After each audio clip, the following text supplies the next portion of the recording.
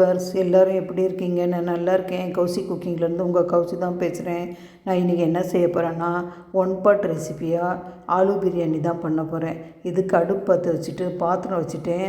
பெரிய வெங்காயம் ஒரு 2 பெரிய வெங்காயம் வந்து நீட்டு வாக்கில் கட் பண்ணி போட்டுக்கிட்டேன் பாத்திரத்தில்.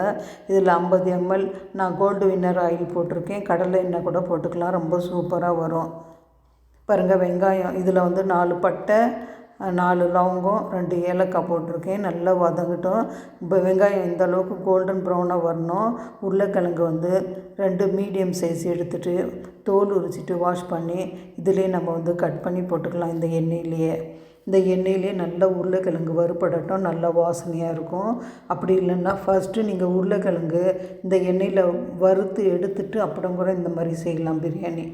பாருங்கள், 2 நான் கட் பண்ணி போட்டிருக்கேன். உங்களுக்கு அதிகமாக வேணால் இன்னும் அதிகமாக கூட போட்டுக்கோங்க. இந்த எண்ணெயிலே நல்லா வறுபடட்டும். இதுக்கு கொஞ்சமாக உப்பு போட்டுக்கலாம். நல்லா கிளறி விடுங்க. இந்த உருளைக்கிழங்கு வந்து கொஞ்சமாக வேகணும், அது வரைக்கும் நல்லா கலந்து விடுங்க. இதில் வந்து இஞ்சி பூண்டு பேஸ்ட் 2 ஸ்பூன் அளவுக்கு போட்டுக்கிட்டேன். நான் வந்து 1.5 டம்ளர் அரிசி எடுத்திருக்கேன். அந்த அளவுக்கு நான் காமிக்கிறேன். 4 பச்சை மிளகாய் எடுத்திருக்கேன். இதையும் போட்டுக்கலாம். வாஷ் பண்ணிவிட்டு மீடியம் சைஸ் தக்காளி 3 கட் பண்ணி வச்சுருக்கேன். பாருங்கள், மீடியம் சைஸ் தக்காளி தான். இதையும் நீட்டு வாக்கில் கட் பண்ணிவிட்டு போட்டுக்கலாம்.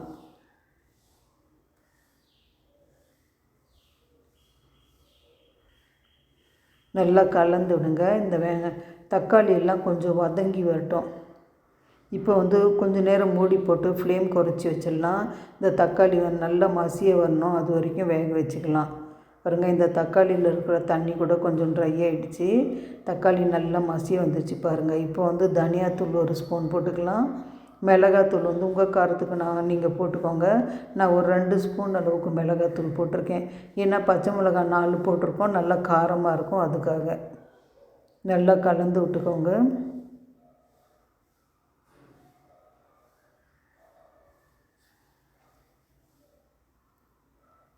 இதுக்கு வந்து நான் கரம் மசாலா போட போகிறேன். கரம் மசாலா வந்து 1.5 ஸ்பூன் அளவுக்கு நம்ம போட்டுக்கலாம். கொஞ்சம் அதிகமாக கரம் மசாலா போட்டுக்கிறேன். இதையும் நல்லா கலந்து விட்டுக்கோங்க.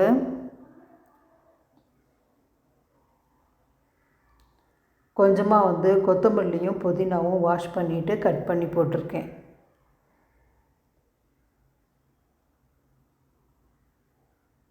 இந்த பிரியாணிக்கு வந்து நான் தயிர் போடலை, தயிர் போடாமல் தான் செஞ்சுருக்கேன்.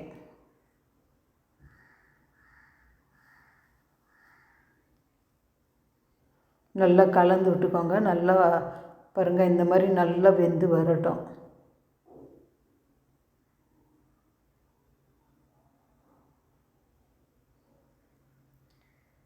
இப்போ ஒரு 2 மினிட்ஸ் மூடி போட்டு வச்சிடலாம். பாருங்கள், இப்போது நல்லா எண்ணெய் மேலே பிரிஞ்சு வந்திருக்கு பாருங்கள்.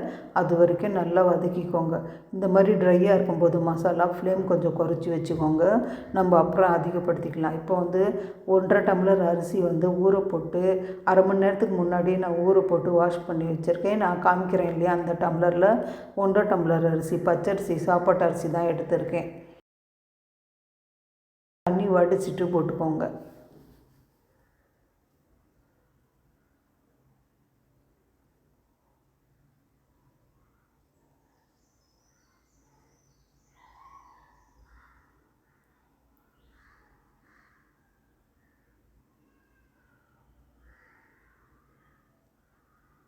இதை இப்போ நல்லா மசாலாவோட நல்லா மிக்ஸ் பண்ணிக்கலாம்.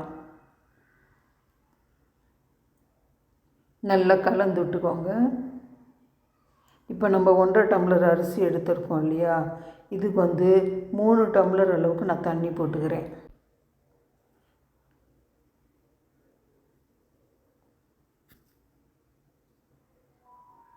பாருங்கள், நல்லா மசாலாவோட அரிசி மிக்ஸ் ஆகிடுச்சு.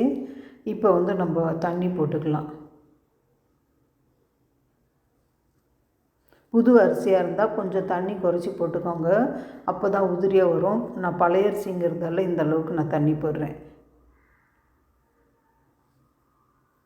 பாருங்கள், டோட்டலாகவே 3 டம்ளரு. 3வது டம்ளர் கொஞ்சம் கம்மியாக இருந்துச்சு தண்ணி, அது கரெக்டாக நான் 3 டம்ளர் அளவுக்கு நான் போட்டிருக்கேன். நல்லா கலந்து விட்டுக்கோங்க. இப்போ இதுக்கு தேவையான அளவு உப்பு நம்ம போட்டுக்கலாம். ஃபஸ்ட்டு நான் கொஞ்சம் தான் உப்பு போட்டிருந்தேன் உருளைக்கிழங்கு வதங்கும் போது. இப்போ வந்து எவ்வளோ தேவையோ உப்பு அந்த அளவுக்கு நீங்கள் போட்டு நல்லா மிக்ஸ் பண்ணிக்கோங்க.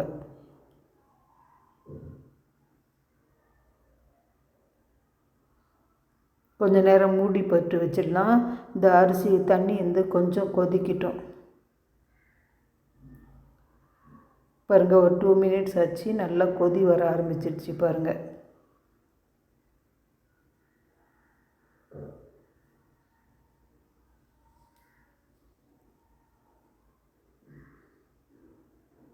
இப்போ நான் உப்பு செக் பண்ணிட்டேன், கொஞ்சம் கம்மியாக இருக்குது. இப்போ இன்னும் கொஞ்சம் தண்ணி, இந்த மாதிரி ட்ரை ஆகிறதுக்கு முன்னாடியே உப்பு செக் பண்ணிவிடுங்க. அப்படி கடைசியாக நீங்கள் உப்பு போட்டிங்கன்னா மிக்ஸ் ஆகாமல் இருக்கும்.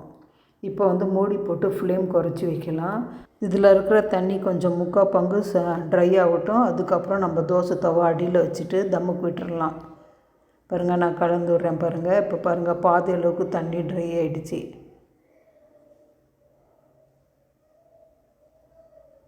இன்னும் கொஞ்சமாக மூடி போட்டு வைக்கலாம்.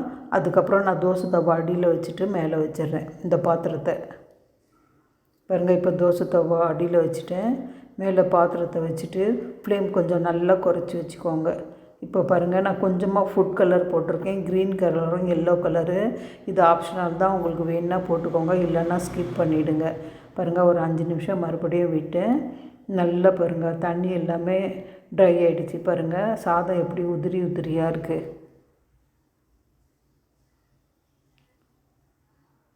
அடியிலேருந்து கொஞ்சமாக எடுத்து விட்டு மறுபடியும் ஒரு 2 நிமிஷம் மூடி போட்டு வைக்கலாம். பாருங்கள், நான் 2 நிமிஷம் கழித்து இப்போ சர்வ் பண்ணுறது காமிக்கிறேன். அடியிலேருந்து சாதத்தை சைடாக மிக்ஸ் பண்ணிக்கோங்க. உங்களுக்கு காமிக்கிறதுக்காக நான் நடுவுலேருந்து எடுக்கிறேன். சைடாக மிக்ஸ் பண்ணிவிட்டு எடுத்திங்கன்னா அந்த கலர் சாதமும் கலந்து பார்க்குறதுக்கு சூப்பராக இருக்கும். பாருங்கள், இப்போ நான் ஒரு சின்ன பாத்திரத்தில் எடுக்கிறேன், கடாயில்.